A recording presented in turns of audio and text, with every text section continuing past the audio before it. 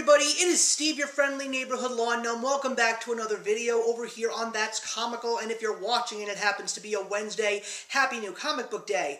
Well, I am glad to be back talking about a couple of new things in the world of film and television, and today we're going to be talking about the, at least for me, long-anticipated second season of the live-action adaptation of Avatar The Last Airbender. So, before I actually sat down to record this, I wanted to take a look at how I thought about the first season so I can give you guys a real follow-up to the previous review. So, I came into the second season with expectations, anticipating improvements based on what I saw in the first season, but at the same time holding true to the story as best as they possibly could, because the season is only 7 episodes long. A lot of people have actually said, how are you going to properly adapt a show like Nickelodeon's Avatar, which was groundbreaking as the very first American anime, a cult favorite amongst many, and such a delightful show to watch.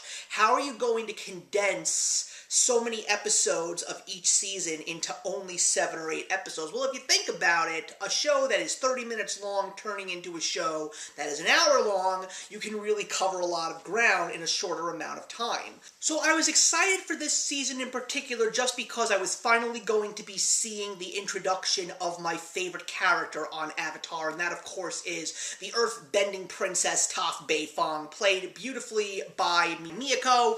I just expected to get everything that I love about Toph in the animated series, and I pretty much got that from this actress playing this wonderfully delightful, fun character. She definitely has some of the best lines in the movie. She definitely gives you the most laughs because of what she says, but of course watching her do what she does, teaching Aang how to do earthbending to become the Avatar proper. And once again, the live-action series does its very best to adapt the animated series to live action with a couple of things changed for cinematic value, but still holding the overall plot. And one of the few things that I will say is I definitely felt a lot more positive about the second season as opposed to the first season, because I definitely think that they improved on the dialogue, on the acting timing, and all of that stuff. I mean, probably the best part of the show, outside of introducing Toph, was the story of Zuko and Iroh, because you really see Zuko growing as a person, and I actually think they did it a little bit more with some heart and soul in the live-action show than they did in the animated series. I also had real skepticism last time in regards to Princess Azula and her henchladies, and I think they did a lot more improvements with them too. I really enjoyed watching Azula on screen, as well as Mei and Ty Lee. I actually loved the banter between the two of them. There's a great scene in the middle of the season where Azula actually tells them, "If you love me, then fight to the death for me." I don't believe that that is actually in the cartoon, but I really enjoyed it. The action sequences flowed beautifully. I enjoyed all the bending CGI. I also think that they cleaned up a lot of the CGI, because I think Appa and Momo look a little less fake than they did in the first season. There also is such an adorable moment later on in the season when you see the airbenders choosing their sky bisons. It is one of the most heartwarming moments you'll ever see in the show, because in the animated series in the second season, there is the moment where Aang loses Appa, and you see Appa's journey to get back to Aang and find his way back home. We don't get that in this show. Clearly it makes sense not to, but they did still want to give you that one episode where you did get Appa and just how much we love this furry creature. So, if there is anything that I can truly say that's negative, is actually a little bit humorous. With the second season comes Avatar puberty. The actor that plays Aang has definitely grown a little bit, and his voice has broken, so we don't really get that happy-go-lucky feeling when you have Aang, especially in the cartoon, and I'm not going to say that it took away from the actor. I think that Gordon did a great job as Aang.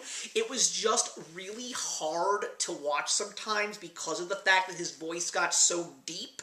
And when we think about Aang, we think about that childlike voice and personality.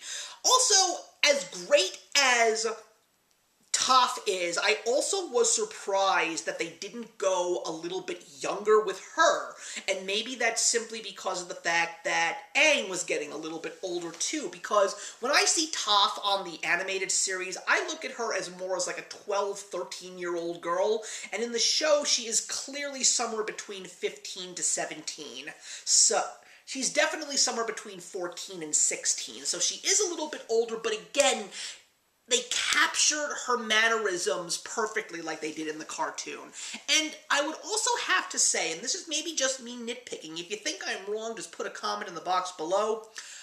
I didn't feel like the city of Ba Sing Se was as grand as it felt in the animated series, but I think maybe that plays into the atmosphere of the show itself, because as we know, even though they feel that Ba Sing Se is a safe place, the Avatar and his friends definitely feel like the walls are closing in, and it feels a little claustrophobic, and you kind of feel that you have to sleep with one eye open because there's danger at every turn, and even though they know that there's a greater threat on the outside of the walls, they definitely feel that there is also a great threat inside the walls. So I guess maybe that was done just for the purpose of atmosphere, but yeah, Ba Sing Se just didn't seem like such a grand city as it did in the animated series. There's only one season left, and I'm definitely going to be on board.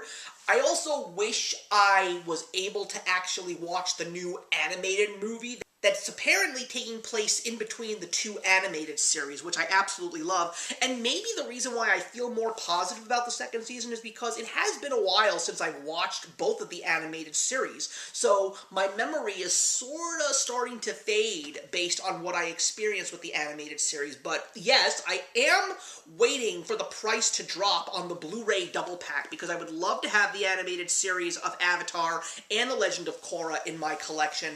But at the same time, I really do enjoy the live-action show, and if we get the live-action show in physical format, I would love to get that too, but I am hoping that Avatar The Last Airbender Aang will become a physical copy, because I would love to see that movie. Lots of people say that it is fantastic. It just came out a few weeks ago, and unfortunately, because I don't have Paramount Plus, I can't watch it and I can't review it for you, but I'm hoping that I will one day. But in the meantime, sit tight for the third season of Avatar The Last Airbender. I really hope that it doesn't take a few years and rather just maybe a year or two, but I'm excited. I liked what I watched in the second season, and I really do feel that improvements were made. So please let me know what your thoughts were on Avatar The Last Airbender Season 2. I'd love to have a discussion with you, and there's a lot more cool stuff coming on the way over here at That's Comical, guys, so I will see you in the next one.